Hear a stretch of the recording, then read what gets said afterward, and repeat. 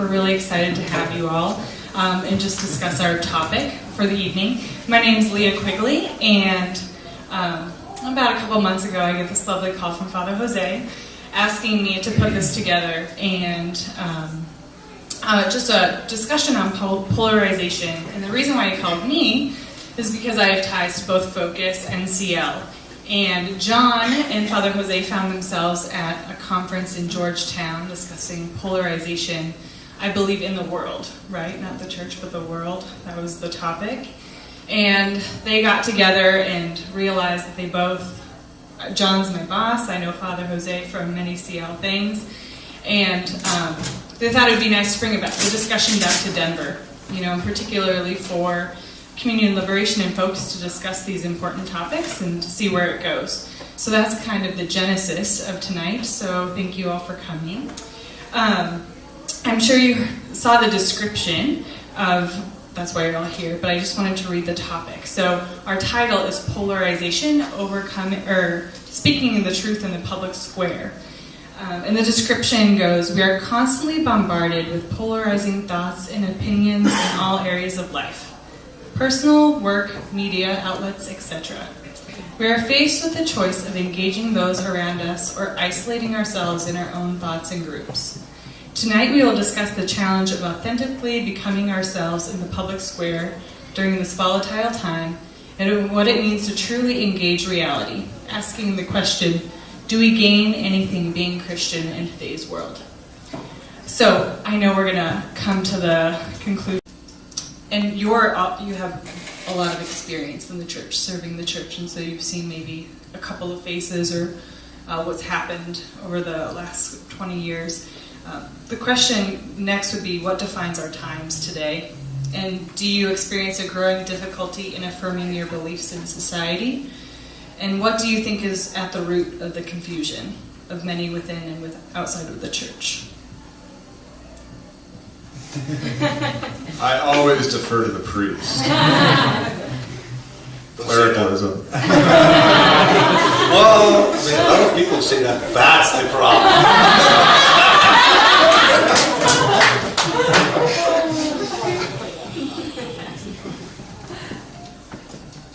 I think what defines our time. I think what defines our time is a great solitude. So, like, if I think of the people that I meet, even like I met this Elvin, this guy in the airplane today. It's like a deep solitude. And a deep solitude means not only because you can be alone in a crowd, you can be solitude in that sense that nothing of what you live is in relationship to anything else. So like things are related, so like sequentially, meaning you go to college so you can get a job, you get married so you can have children, I don't know, so like everything is kind of like in sequence. But overall, it's as if we could not any longer imagine what it means to live life in relationship with everything in front of us. And in relationship with ourselves. In that sense, you could say that we are self-centered and not other-centered. I like this expression that I with a friend, Professor T.C. Schindler, we had a conversation about freedom. And he used this expression talking about desire. Desire is to be other-centered.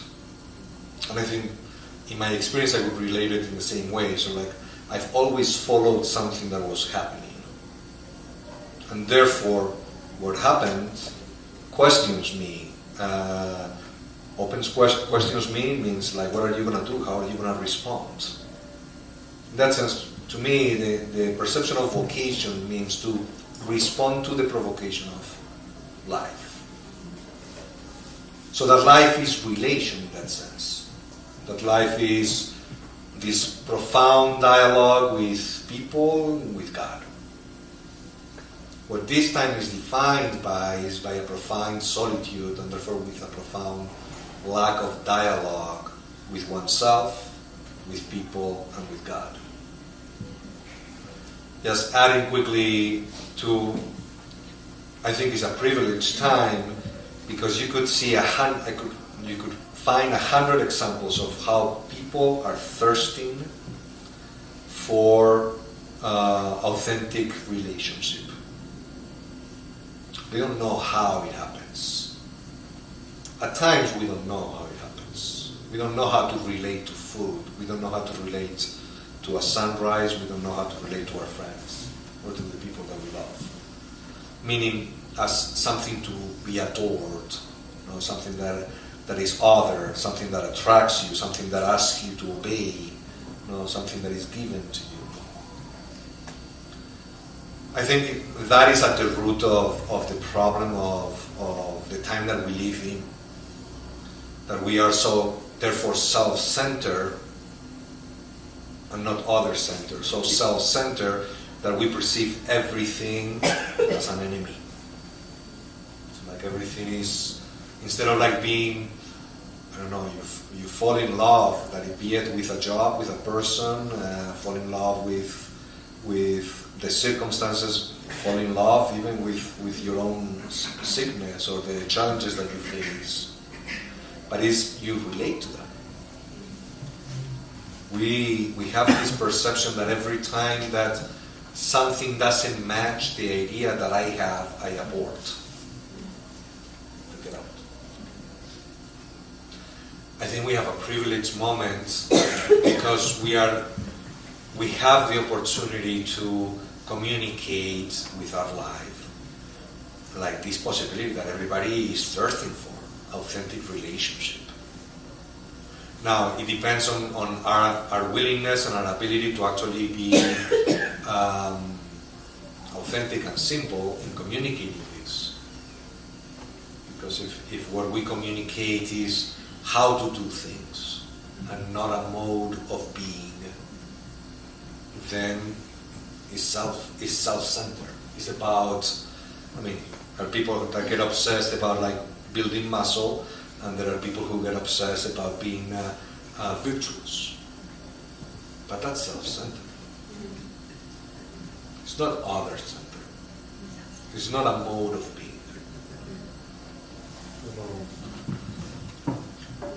You never want to follow the deep, Father Jose. I think I would agree with what you were saying and maybe add two pieces to that kind of like maybe round it out. I think it was George Weigel who, in Witness to Hope, in talking about John Paul II and talking about the theology of the body, where he said that the first 1,000 years the church are about Christology. Who is the person of Jesus? Second 1,000 years, theology and ecclesiology. And that the next 1,000 years are going to be about anthropology. Who are we? Who is the human person? And we shouldn't be surprised, but that JP2 was writing this as a priest 60 years ago. And now this has come home to roost in a way that I think probably most of us would not have ever imagined even 10 years ago. Just that we don't know who the human person is. We have no idea who we are ourselves. And if we don't know who we are, then you walk around the world just completely lost. So I think our identity, I think we don't know who we are. Even as good, faithful Catholics, we are constantly bombarded day in, day out by other perspectives and different worldviews, and we forget who we are.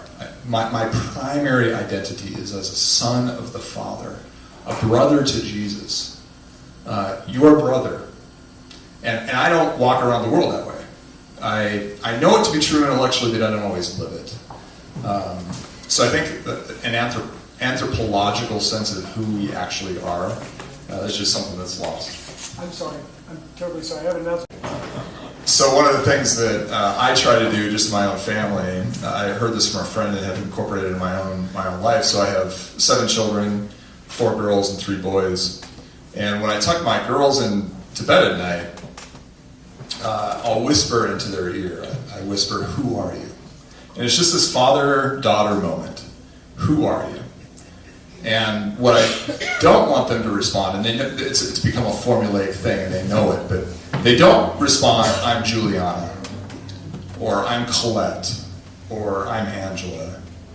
The response is, I'm an awesome daughter of God and a princess. And I remind them, well, what that means. You're a daughter of God and you're a princess because your father is the king of the universe. And you're his daughter. And that's the most important thing for you to remember. And I really want to emphasize that usually when I leave on a trip. So that they really know when I'm gone, yes, I'm their dad, I'm their earthly father here, but they're a daughter of the king. And it's just my kind of like a small way that I'm trying to remind them of the most important truth of their life. That they're a daughter of the king. That their father in heaven loves them and has a desire for them more than anything that I could ever give. So I think anthropology, kind of our identity, and then related to that, related to this solitude piece, I think is a radical individualism. That I think is particularly profound in America, but I think it's in any Western country, I think we experience it, this radical individualism that we are isolated, we are unto ourselves, we are not in relationship with others. We can do things by ourselves. We're this misunderstanding of freedom. And the irony is that it's this radical isolationism, and then we do things to try to help us with that. Things like Instagram and Twitter and Facebook to try to like kind of grasp at relationship, and it actually is something that even pushes us further away. Nothing against Facebook, maybe some of you heard about tonight because of Facebook or Instagram. So there can be positives to it, but we're actually inventing things technologically that are designed to draw us to each other, and yet those very things actually oftentimes end up pushing us further away. And that's just like a little tip of the iceberg. This radical individualism goes back hundreds of years to the Enlightenment and whatnot. But I think we're experiencing, in a certain sense, the kind of the culmination of this wave that's been happening for the last few hundred years. And I agree with Father Jose. It is a privileged moment because as Catholics, as Christians, we actually understand, at least we understand, there's a theological and intellectual tradition in the church that actually has the only answer to the poverty of our age. But we have to live it, and I think that's the challenge. No, and just if you allow me to comment on this, because I think what you are saying, it also helps to understand what is it that we propose as Christians to our society, because we can only understand who we are when we are in relationship with the Father. Your daughters can understand to be children of God because they are in relationship with you. And I think that the individualism of this time, what necessitates is of someone who actually presents itself as a father, as a loving person. Because if we remain at the level of let's discuss about doctrine and let's discuss about how we think life should be lived, but it's at this level of what are you supposed to do, it never touches the anthropological level that John is speaking about. It never touches the level of in your gut, do you have a gut feeling to be son of someone? There's something that I always carry in my heart. I work in an inner city school for many years, and one of my dear students, she was born out of drug addict mother and a murderer, and given to adoption. The mother went to jail because she had killed somebody, came out of jail 16 years later, and presented herself again in the life of this child. No? And she could not, Sarah, be a brilliant person. You could see on one side the profound drama of not having mother and father. Adopted as he was in a loving family, but there is some, because there is a difference, because my father can be a murderer, my father can be an asshole, can be whatever he wants, but he will always be my father. And for her, for Sarabi, all of her years in high school were this continuous testing, whether the teacher and the principal, the adults, were that father for her. And when she was able to engage in relationship, she would flourish. At the same time, there was every so often this outburst of rebellion that was a way of testing whether you will love me now that I was fooling around in the library with one of the kids, if I didn't come to school, so like a continuous test of whether you will love me no matter what. Pope Benedict said something very similar with regards to the times that we live. It's as if now God has to put himself through the situation of being continuously challenged.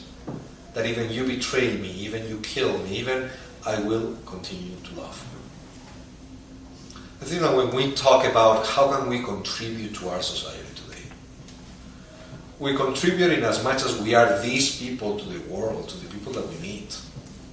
And that has both things. Sometimes the joy of like people who grab on and their life reawakens. But I always have this in mind, very aware that at some point there will be this burst of rejection. That is not that you are rejecting me, but as if you are testing whether the love that you have for me is of God or not. Of my Father, meaning not of God in the sense of divine, but of someone that is biological like I am. Until we don't, each one of us has a father figure in our life. If we don't, it's like someone that we follow, but not follow in that sense of somebody that tells me what to do. We are not children. A father in the sense of like, I'm anchored into the love of God through the relationship with you. Without that, we are just in desolation. Just like bumping from one place to the next. And even if we were to encounter it, sort of like, you'll test it. Think about much of the drama that many people live in their love relationships is based on this. When it gets real, you reject it. Not because you are against something that will last and build you forever, but because you are afraid that it will not hold the test of time. Well said. I think, solitude is huge in the fact of I see it in my day-to-day life. I don't know if you all have seen that. When we're discussing polarization, how do I actually have, I don't even want to say common ground, but an experienced encounter with someone? And we just discussed why we serve the church and how we had an encounter and how that gave a horizon to our life. Ratzinger says an event, an encounter gives a horizon. And then Giussani talks about how our faith becomes external when we don't have a relationship with our I. And that's exactly what you're talking about and what you're trying to give to your daughters in the sense of you're a daughter of the king, you're a princess. And when we lose that, when we have that disassociation with ourselves, then it seems as if it's hard to have a relationship, or we can't even have that relationship with others. I've seen that profoundly in my own life, just with a lot of my friends, even with myself, when I haven't lived out of my identity as I should. And then we go to the media, and I could tell a personal story about polarization, but one that my husband brought to me, it was in the media. And this woman who went to UC Berkeley, she held her faith very dear to her. And she was on the board of having to vote for or against something with LGBT. And she actually just decided to abstain from voting. And she said, I'm going to exercise my right and not vote. So it was in the public square. And she wasn't hostile. She wasn't doing anything to stop anybody else of their freedom, of their right to decide what they wanted to do. But instead of her being able to voice her opinion, she became the center of a lot of attacks and slander, and she was held off from actually commenting on a public square back.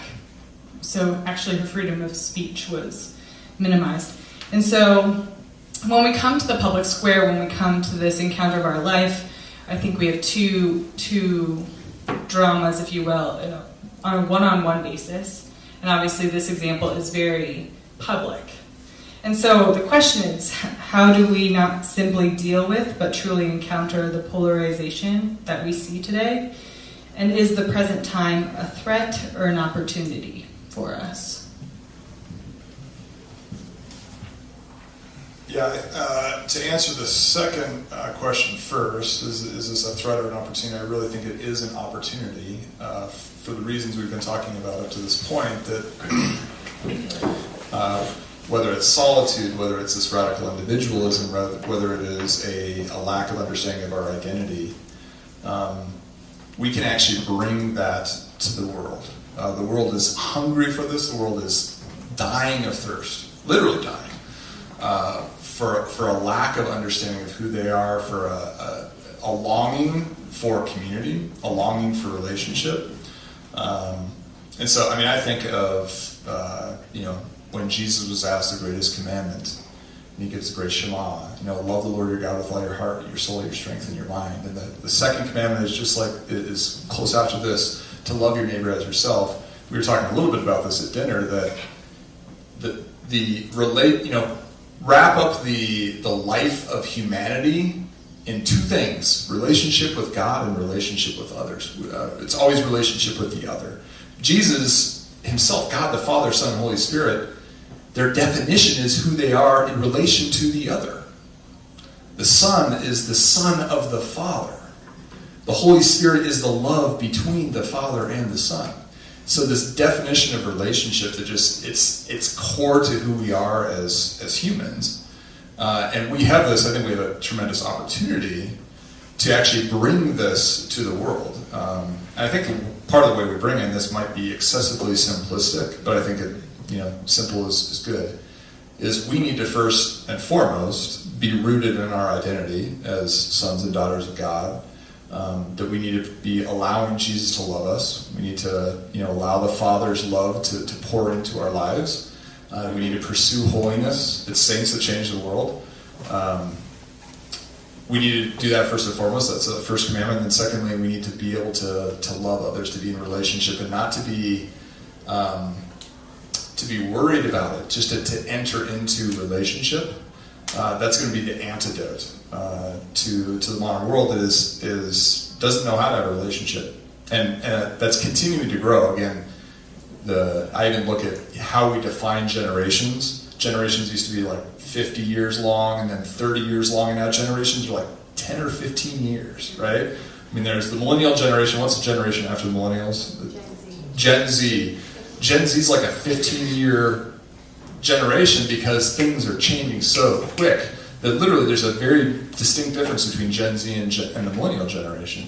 So things are moving so fast that even relationally, we're almost caught in this this speed of life.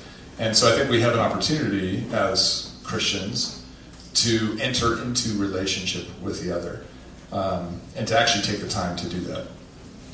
I think I was even thinking about the genesis of our conversation tonight. It reminded me, as you were talking, of the insistence that Pope Francis has that we welcome hospitality. It's like a church that is going out to meet the others. Like, we need to be educated in this, educated into our soulship. And one of the easiest ways to be educated into this is this moving outward and this invited inward. If we were to begin to think about mission and evangelization as a welcoming the other into my house, and not let me convince you of something or explain to you something. There is very little possibility for a conversation among enemies of ideas, right, around a table that might go wrong. Does that make sense? It's a lot easier to actually have a conversation around a table. Welcome into your house. It's a lot easier to actually, insult people in Twitter or Facebook because you don't see them. You're not sitting next to them. And I think that there is a degree here that is so critical for us, because if every time that we look at one another, we don't see the other, if we don't have a relationship in that sense.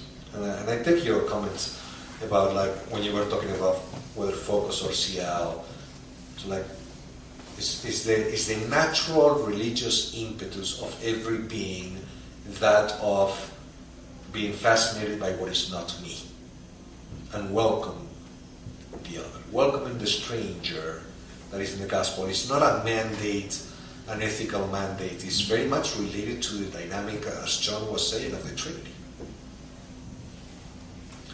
I think the moment in which we separate, I choose to start always from the preconception that every single human being in this world is searching fulfillment as hard as they can. And therefore there is something already admirable in what they are attempting. Something that is worth meeting, something that is sometimes profoundly dramatic, something that, like, you can see people that are trying, I don't know, just to be very simple, people who are like seeking fulfillment just by ruining other people's lives and making money. Simple as that, no? But the attempt is genuine, because the desire is in the heart, is for fulfillment. We need to actually, I always have the desire to empower that desire. So correct less how you are doing things and empower more. I don't know, one of my favorite films, like Citizen Kane. So like this continuous rosebud that is coming, this unhappiness of having been sent away by the mother that actually is at the root, his desire to be loved. Does all of those things, right? But there is something profoundly human. I think that part of the drama of our time is that nobody has the guts to be profoundly human. So we sing of not following desire. Not following the heart of man, Augustine's heart. Not following desire, not being other-centered. In that sense, so like if we look, if the more religiosity is a true experience in our lives, the more you cannot avoid by looking with sympathy to every single person that is truly attempting to live their life. They may be doing the most horrendous things in the world, but they are truly seeking God in the dump. But they are seeking God. If the only thing that we can say to them is you are wrong or you're looking in the wrong place, you are not helping them. As a principal, and I shut up. There's one thing that I always told my teachers all the time. When you correct a student, you correct them positive. This is not because I'm a nice person. I'm really a nice person, but I've improved a lot. But because usually what we do is, a student is talking and say, stop. Yeah, but you don't want the student to stop. You want them to be doing something. So tell them what to do. Right? Like, why don't you do this? Why don't you look there? Much of our relationship among people is telling other people not to do something. that is very unhelpful. So like it paralyzes you, literally. Stop talking. Okay. Then you get upset. Right? You're not taking notes. Well, you didn't say take notes. You said stop talking. I think that we have to be much more faithful to the attempts that everyone is trying to build and listen to that. Yeah, I think a really critical piece, and it's a really hard thing to do. I not through any virtue, just kind of my natural temperament is I always try to give the best possible intention to why somebody does something. And really, there is no virtue. It's just kind of how I'm made, and I'd say that's not the way that most people. It's not the way most of my kids live. Their lives is they're always like looking for the wrong reason. I think Pope Francis says this statement where he says that we need to take off our shoes in front of the sacred ground of the other, and it's this really profound, I think, challenge to see the sacred in the other. And not, I think. We might be tempted to say, oh, yeah, other Christians, or other Catholics, or other people who are pursuing truth and goodness and beauty. No, everyone. Mm-hmm. And that's really hard to do. So, to kind of bring it down to the real practical level, just in my own, just given experience in my own life, it's that how do I live this out? It's very challenging. So I was at Best Buy a few years ago with my daughter Juliana, who's now 17, so it's probably 5 years ago. So she was 11, 12. And we're at Best Buy, and we're just looking at iPhones or something like that, and somebody comes up to help us. And it is a transgender woman. And it was very clear to my daughter and to me that it was a male, sexual male, who was transitioning to a female. And asked if we needed help, and I didn't need any help. And I said, no, thanks for checking. We're just kind of browsing. She said, okay, fine. She walked away. And then we walked to another place, and another person walked up, and now it was a transgender male. So it was very clearly a female. We're talking within 45 seconds. And this is my 11-year-old daughter. She has not been through the birds and the bees yet, but she knows the difference between boys and girls. And again, person came up and asked if we needed. They're very friendly and everything. And I said, no, thanks, we're good. And then we're walking out, and my daughter turns to me and she says, Dad, what was that? And all I could say to her was, Juliana, I'm sorry. That's just the world we live in. Those people are trying to figure out kind of who they are. Now, we hadn't had the birds and the bees conversation or anything like that, but I bring that example up to say, it's really hard. Because those people deserve love, and they deserve freedom, and they deserve happiness and a relationship with God and everything as much as anybody else. And I need to actually articulate that to my daughter, and I tried to the extent that I could, given the circumstances. And at the same time, I also need to articulate to my daughter that what she experienced, in the sense that she experienced that something was not right, that was a proper experience also. So it's a difficult thing to pursue the truth and affirm the goodness at the same time. And I think that's part of the challenge we live in today. It's not an easy thing to do. I wanted to affirm the goodness that they were seeking, and at the same time I had to articulate to my daughter the truth that the dissonance that she was experiencing was okay, and it was appropriate, what she was experiencing. So, but I think, and I agree with you 100%, but think about that there is a human being that is willing to mutilate his body or her body through multiple operations for years to come, and taking medicine for the rest of his life because of his desire to truly be yourself. I would love to have that intensity of desire in my life. Now, she's doing it through, and I agree with you, the way in which you are doing this, there is something that doesn't resonate with me, but I cannot but genuflect in front of the loyalty that you have to your desire. Because we say it proudly that we would be willing to give our lives for Christ. Through 5 operations, all of these years, and medicine, etc. Are we talking about the same? What is our loyalty to our heart? is much of the time is what is missing in us. And I think that's why we are often not fascinating to anybody. Because there is, I just went to, with the priest in my house, we went to see this movie Free Solo.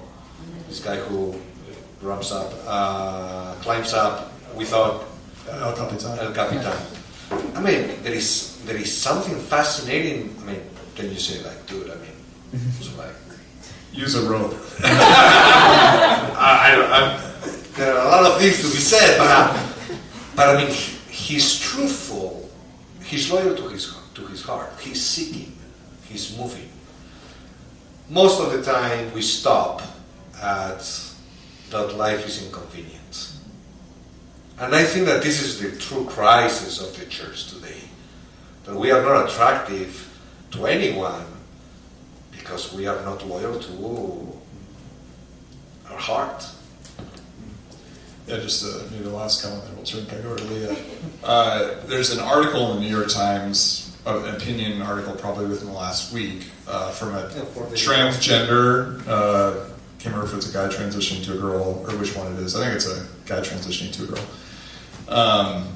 And she writes this article on her transition and how the drugs that she's taking she'll have to take for the rest of her life, and how her body is going to reject the vagina that she is going to obtain through surgery because it's going to view it as an imposter, and she's going to have to spend the rest of her life dealing with this, basically, with drugs and care and medication and everything else.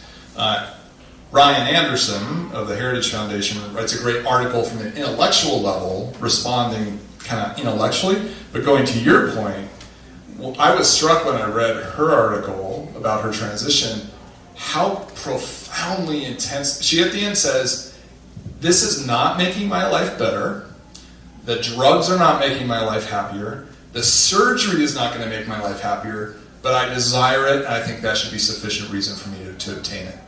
Now, I disagree with her intellectually, but the intensity of her desire, that she is seeking something, and she's willing to go to way more extremes than I go to preach the gospel. She's willing to go to those extremes to pursue that. I think there's something profound in that.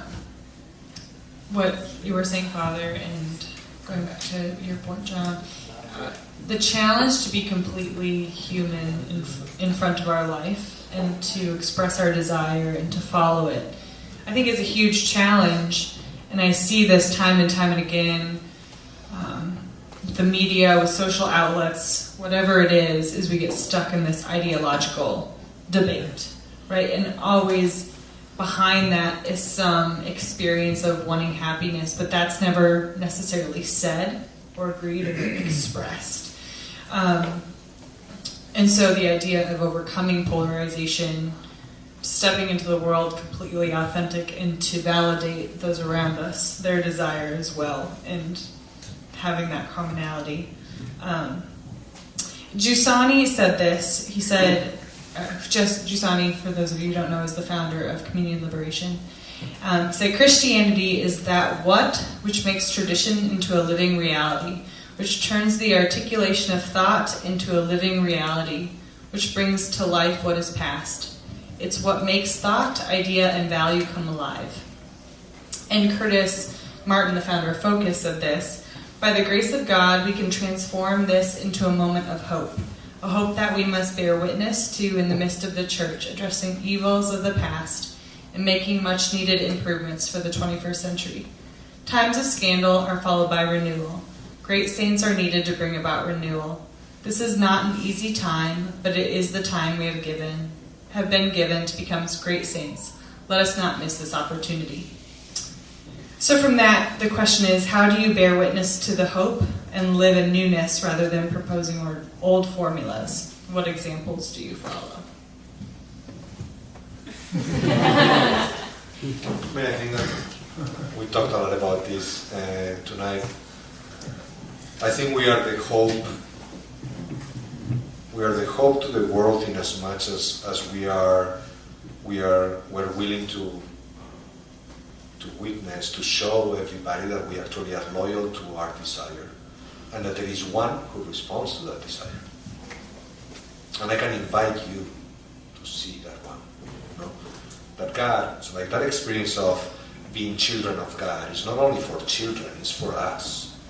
Because if I know, as John was saying before, that this world was created by my Father, this world belongs to me. And there is a different way of living than a person that walks into this world and says, I don't know what this world belongs to. I don't know where it comes from. I don't know anything. This dimension, this religious dimension of the relationship with the Father is what everybody's looking for. The only thing that is asked of us is to be loyal to our heart. And I don't think that the media can stop the human heart. I mean, you have like 100 million examples of people, like a person who is willing to actually mutilate himself in order to be something else. Like nothing can stop the human heart. Our enemy is distraction. We are completely distracted. We are superficially distracted continuously. And we live in a life, I mean, is this life kind of like in which everything is okay, everything is in its proper place, but it doesn't burn. Since I was 15, what I loved of my life and continue to love of my life is that life burns. That's why when I read the article about the woman in the New York Times, there is something in me that is filled with tenderness for her, because she burns with desire. Page 8 of On the Road of Jack Kerouac. Like talking about his friends, like they burn like Roman candles. I love crazy people. People that are not willing to, this is what Kerouac writes, I love crazy people that are willing to settle. That they burn, like he says, they burn like Roman candles. Until they pop and everybody said, oh. But it's that is missing and it's not something that we can make up.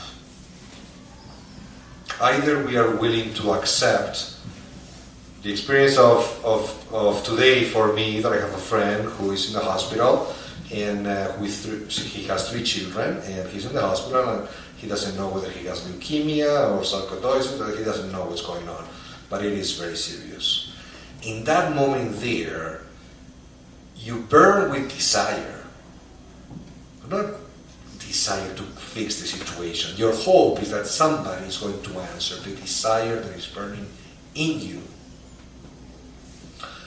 I think there is very little burning in us, and we often justify it as good, pious things. Sanctity is, as John was using this word, sanctity, humanity is craziness, is this thirst for life with capital L. But you can't separate the thirst for God with the love for the world. You love the world. You love God because you love the world. If we were to begin to actually share with everybody this, people would flock to us for that reason, because everybody, people are willing to go to extremes to find something that answers to them. This is what we carry in us, the hope that everybody's looking for. The problem is that I don't think we believe what we carry, or we don't test it, we don't put it to the test. I was just, you're going to see how my train of thought works. As I was listening to Father, I thought of this burning C.S. Lewis in The Great Divorce, the story of this bus that picks up people from hell and takes them to heaven. And one of the things about heaven that these people in hell recognize is how much heaven is so real. They step on the grass, they get off the bus and they step on the grass, and it's like the grass is so grassy that it's like needles and razor blades going through their feet, because the grass is so real.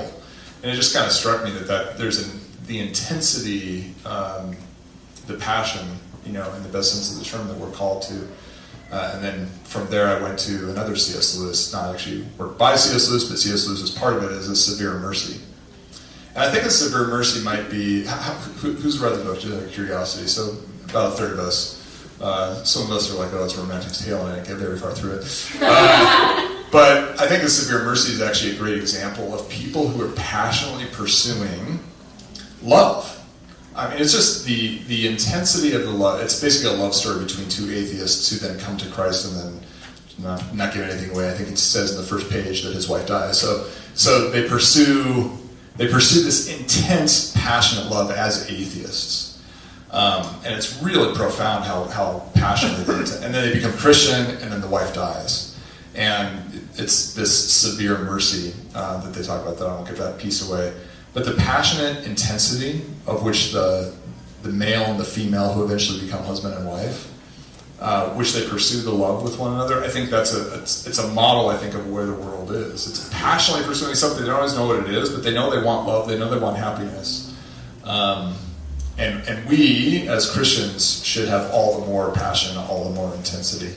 And at times I don't think we do. I think we're kind of content with this pious, just kind of, I'm going to get to heaven and, hopefully bring some people along with me. But I think that this passionate intensity, we're as Pope Francis says, we're supposed to model joy and live joy. And we oftentimes look like it's in the middle of Lent and not the Easter season. And we should be Easter people. We should be living joy. But most of the time, we kind of walk around with a little bit dour faces because, man, this Christian life is hard. And how do you witness joy to the world if you're living that way? Last thing I'll say on this is, as you were asking, is this a moment of hope? If I lit a candle right now and held it up, there would be no light that comes from it that would be noticeable. You wouldn't be able to see anything. I mean, you'd see a candle, and that's about it.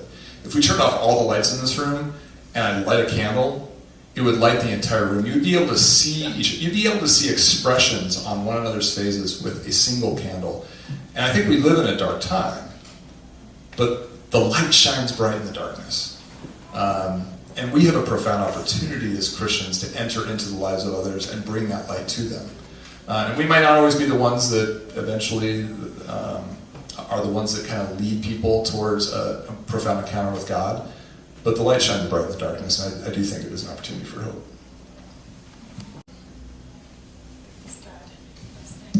Thanks. We're talking about living in newness and in the midst of this life and how we need to burn for Christ. Just a personal note, I'm part of Focus and been working for Focus for the past 10 years. And I encountered CL about 6 years ago.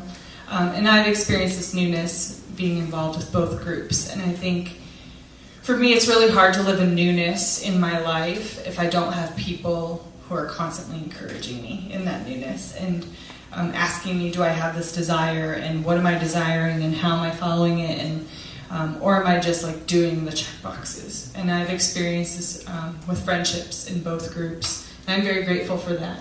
And so that we can go forth and witness that hope forward. It's about 8:20, and we have about 20 minutes for question and answer. So I'm going to open up the floor. Does anyone have questions for John or Father? Here, how about we give you one of these and then we'll...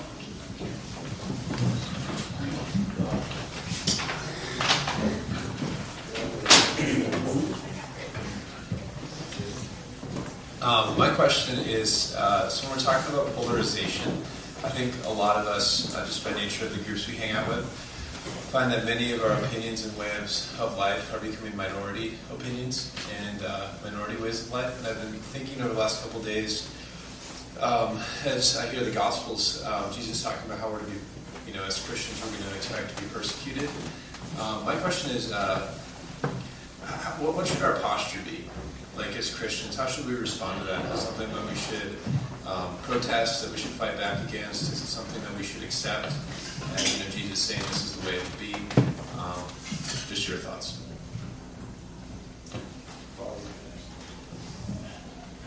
I think that in this time,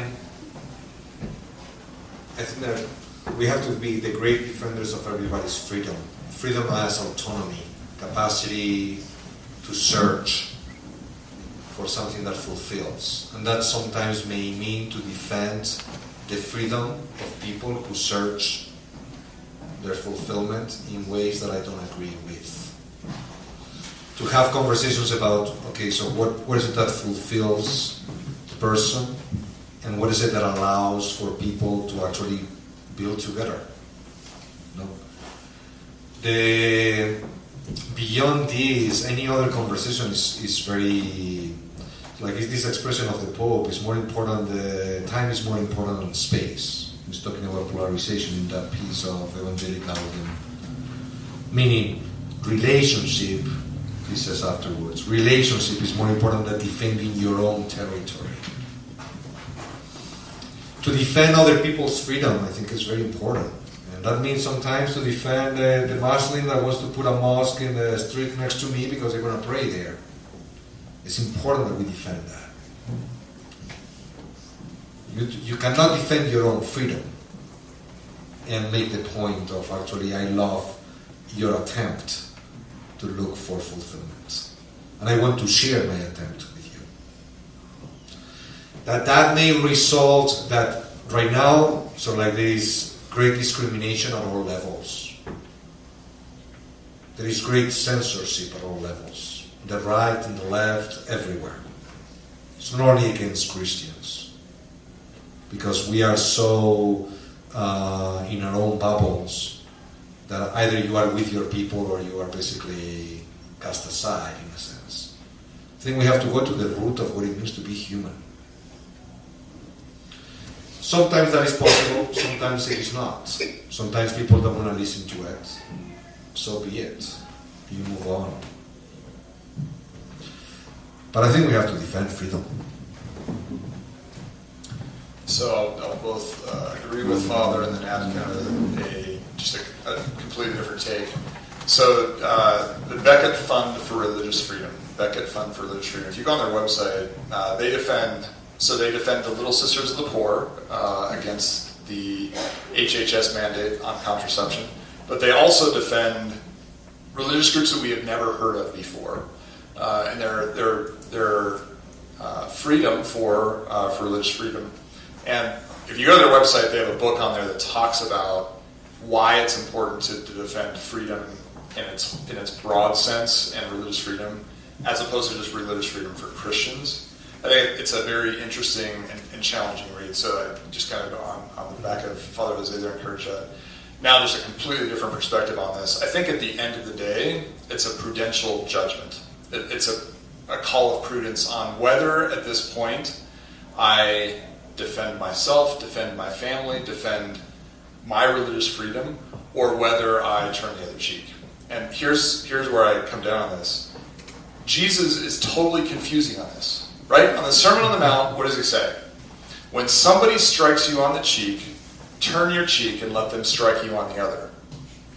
When is the only time that Jesus is struck in the cheek? It's during the Passion narrative. And what does he do? After he gets struck on the cheek, he turns to the person and he says, "Why did you strike me? If I did not tell the truth, then you can strike me, but why did you strike me?" So he actually doesn't turn the other cheek.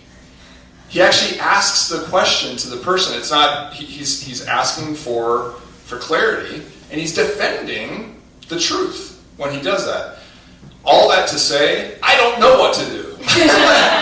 It's a challenging, I think, prudential judgment call.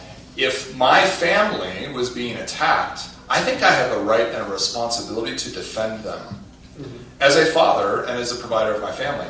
If I am personally being attacked, I may have the responsibility to turn the other cheek. So I think it really depends on the circumstances and the individual, how it's actually playing itself out, on whether you defend yourself, your freedom, your religious freedom, or whether you do as Jesus did, a meek and humble heart, and submit yourself to the crucifixion. Just to add very quickly to that, most of our polarization is at the institutional level. Meaning we are expecting the government to actually do the right thing. So like we fight so that the government do the right thing, in that sense. No? And I'm not saying that politics is not important. So we have to also be mindful that the solution to the problems of people come from the community. We want the laws to actually reflect our own beliefs. Like the beauty of American government is that it's not there to like force a certain type of law or view, but it's to allow for people to live in liberty. We've institutionalized, so like we expect the government to give us the answer. I think that's where we get in trouble most of the time. Let's be mindful also that the things that we are discussing about in this country, we've been discussing about for 50 years. I mean, 1973 is the first time that there was an opioid crisis. We have not given an answer to the opioid crisis for the last 40 years. And Nixon was talking about it already. Like the health care, like everything is like conversations that have happened for 40 years, and the only thing that we've managed to do is to sort of like insult each other, I guess. But not resolve the problem of the people who are dying of opioids. Does that make sense? I think that we lack love for the people. And therefore we lack love for the freedom of those people. And I agree 100% with what John is saying. So like it's a question of somebody attacks me, you have that. But it's whether when we work together, are we building something together? Or are we just trying to make the point of who's right and who's wrong? Because in the meantime, since 1973 until now, a lot of people have died because of the use of opioids, of solitude. We have not given an answer, except for putting people in jail. That's not loving people. That's what I mean. When I say love freedom, is love the people. Does that make sense? No. It sounds to me like that you are giving, like you say, the opioid crisis, and yet they have a desire for opiates. So why don't we genuflect at that desire? When someone has a desire to change their sexuality, to kill themselves in the process of doing that, where it's moral relativism. And where do we say there's right and there is wrong? Those conversations belong to the community. Right. And that's what we are. And it's just hard in this society to say there is a right and there is a wrong. And I think we have a responsibility out of love for our human to tell people they're on the wrong path. And not to love them, or, to genuflect to their desire to use opiates, or their desire to mutilate their bodies, or their desire to kill their unwanted babies. And I have a hard time on how to express that there is a right and wrong.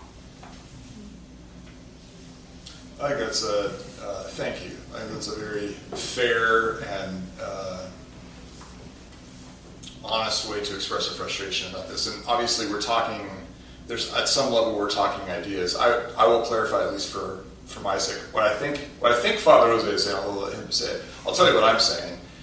The desire that the woman, or the man that is transitioning to a woman has for the surgery and her passionate defense of it in the New York Times, I'm not saying that as a individual or as a country or whatnot that we need to just allow people to do everything that they want to do.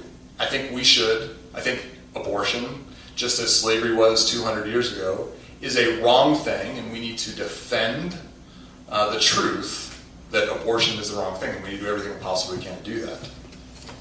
That somebody who is pursuing an abortion is pursuing it because they think that it's going to bring them fulfillment or happiness or save them from a horrible situation, that's true also. So I think what Father is saying, and I think what I would say on this, I know what I'm saying on this, is I want to defend what the person is seeking happiness. And I need to enter into their life in some way. If somebody was to enter into an abortion clinic and I didn't have a relationship with them, they would not listen to me. So I need to be the kind of person that is able to build relationships with people that when someone does find themselves in an unexpected pregnancy, they know that I'm the kind of person they can reach out to. That they could come to me and express their difficulties, and I could be the kind of person that would receive them in love. And I think oftentimes we don't always act like that. I'll give an example on Focus.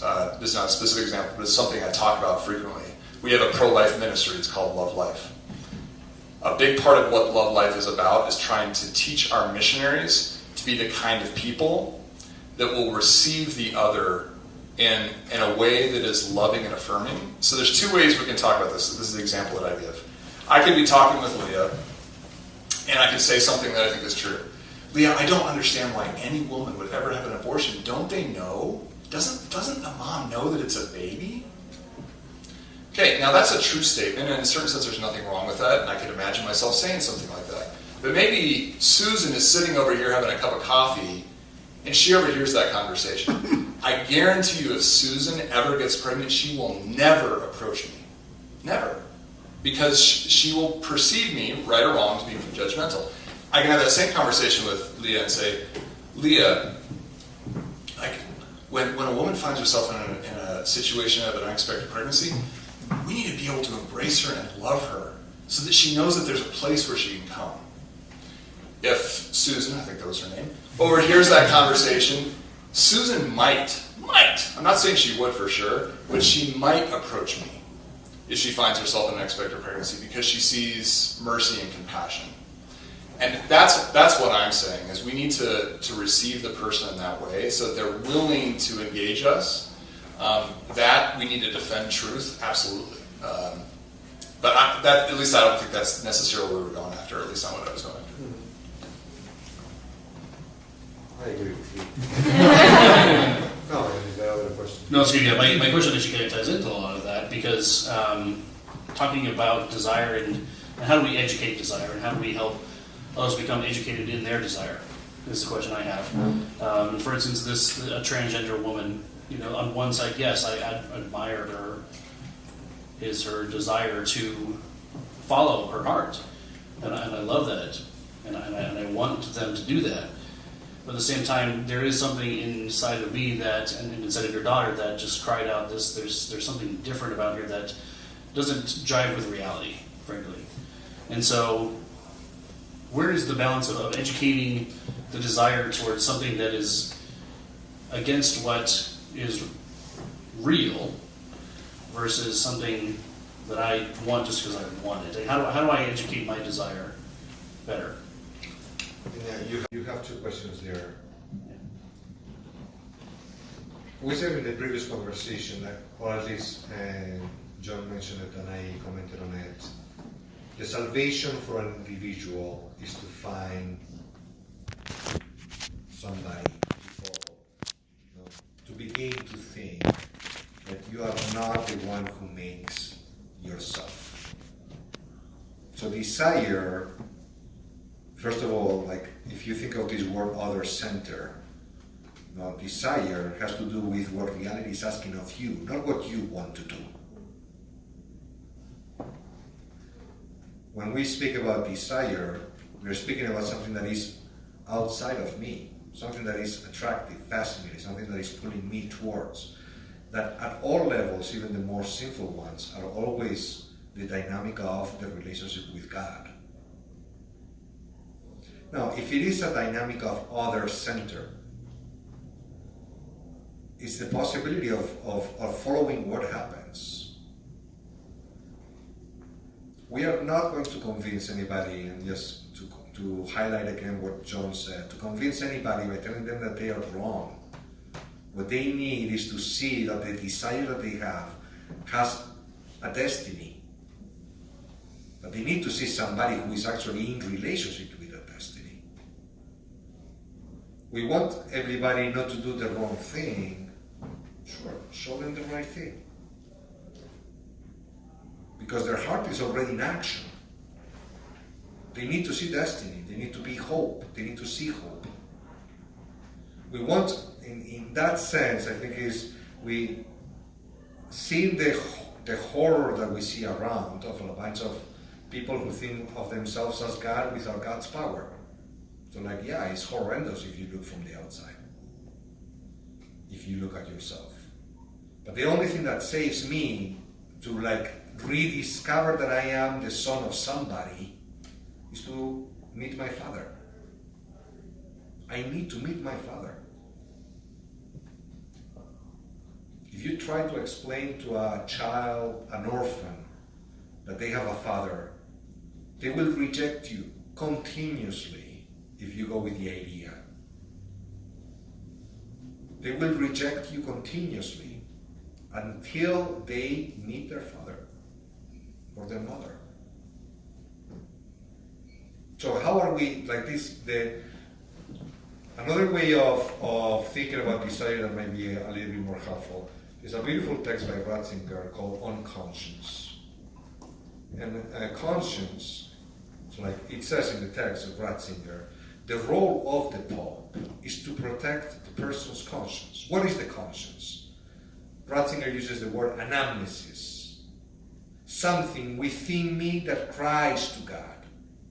The role of the church is to protect and cultivate that dynamic. Does that make sense? Yeah. So, we are very worried about all of the things that we could do wrong, but we are not using our conscience, putting it into action. Like what John was talking about when he was talking about the conversation with her daughter. It's a way of like educating conscience. You see, you notice something in you, that something within you is saying something to you, right? That's the education of conscience. He doesn't need to actually say, well, because the church says that transgender, blah, blah, blah, is wrong. Your conscience is already telling you. Pay attention to it. Ratzinger uses anamnesis, because conscience has two different meanings. Giussani uses the word heart. He's talking about the same thing. Like something within me that screams of God. This is what the church is for, to educate and protect your conscience, your heart. We do very little of that. We do a lot of don't do that. Or that's right, or that's wrong. But to do all of the right things with a dead conscience is not religious. It's not a relationship with God. Does that make sense? So, what educates my conscience? What type of community is continuously asking me the same question that John asked his daughter? What did you experience in meeting this person? What did your heart say? Well, how do you judge that? That's the education to the conscience. Does it make sense? Absolutely. I don't know if you were commenting on that. Not a comment on that, but maybe on I think at least when I'm thinking of kind of this whole conversation tonight, it's in relation to the to how do we as individual Christians approach the modern world, approach individuals within the modern world. This is not a conversation of the Christian legal society about how to implement law, or not even the Christian legal society, the natural law legal society. I'm a firm believer that the laws of society should be for the common good, and the common good is based on the human person, and so you need to make laws in accordance with the human person. So slavery is wrong, abortion is wrong, those things should not be legalized in society.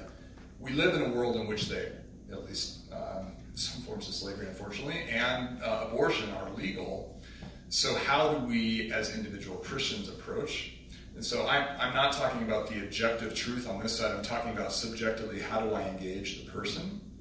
And I know I am personally challenged on this on a regular basis, because even though I naturally have the sense of the person's good intention, it's just very easy to jump to a conclusion. And I'll just share this as kind of by way of closing on this particular point. The story was shared with me once of this a Christian woman and her friend who were up in the mountains in Vail, and they were out in a hot tub after a good ski day. And a girl walks up who was about 14 or 15. She was dressed very clearly, wearing all black makeup, black fingernail polish. She was goth, very clearly goth. So she was there with a couple of her friends, and they're teenagers, and they hop in the hot tub, and the two gals in their 30s, and they're like, oh crud, like we were hoping for a nice evening, and now here's the teenagers in the hot tub. And they start talking, and this gal, this goth girl, starts talking about how she attended a Wiccan ceremony, and she was, baptized into the Wiccan religion or whatever, and how she became a witch. And she was just effusive and like how awesome this was and everything else. I'll tell you, my natural inclination if I'm in that hot tub is to get out of the hot tub, not to argue with her, not to tell her she's stupid, but to get out of the hot tub and walk away, especially if I'm with my daughter. Especially if I'm with my kids. I'm like, oh crap, this is going to be hard. I've got to remove them from this. The story that is told is, so this gal who is there, at one point there was a kind of an end to the conversation, and they looked up, the teenagers kind of looked at these girls, and this 30-year-old looked at the Wiccan girl and said, it sounds like that was a really profound experience for you. Just meeting her, not judging it, just entering in. And she goes, oh, it was totally profound. And she says, tell me a little bit more about it. And she starts talking, and it turns out that this girl's had a really rough life. She's from a divorced family. It just kind of like vomits out. And then at one point, this gal says, it sounds to me like you just want to start your life over. And this Wiccan girl says, sometimes I just wish I could be born again. Talk about an open door to talk about baptism. Right? Talk about an open door to talk about being born again in Christ. That to me is an example, I guess, of what I'm thinking of when we talk about like affirming the desire. This girl had a desire for happiness and hope and love and everything else, and she was seeking it in the wrong way. But this gal entered into her life by asking some open-ended questions that were non-judgmental, that just open it up. Instead of doing, again, what I would be tempted to do is, I'm just going to leave. Like, I'm going to go have a glass of wine with Leah and her friends, because that's going to be more enjoyable than kind of like this rough, uncomfortable situation where this girl's clearly going after the wrong thing. How do I enter in to her desires, affirm her desire for happiness, and then meet her where she's at and hopefully help her all along the path? Yeah, and I think it's interesting when I have these encounters with people, maybe I don't have like this plan of what I'm going to say, but it clearly time and time again it's proven to me that they desire more, right? I ask them what they desire, what they're going for. It's always more. And whenever I experience this from another person, it's reaffirmed in myself. So it's this cyclical thing that even if I disagree with them or whatever in our conversation, it could be a positive one. It could be maybe not, but they're still desiring. It sparks in me a desire. And to help us just deepen that search for the reality and have a touch with the reality that we all search for. So I think 2 points there that are very profound and huge for the idea of polarization. I experience newness when I allow Christ to surprise me through the other, whatever it is, and not to have the defenses up and be like, I can't engage this or whatever. But when I engage, I'm always surprised that their heart desires very similar things I desire, even if they're going after it a different way. And how can we talk about that, and how can we then point to the one reality that we shall be searching for, which is God.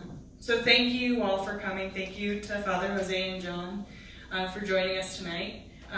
We have the press club for 15 more minutes, so if you want another drink, you can go downstairs, grab another one, and continue the conversation, because I think it's very profound in our time today. So thank you very much.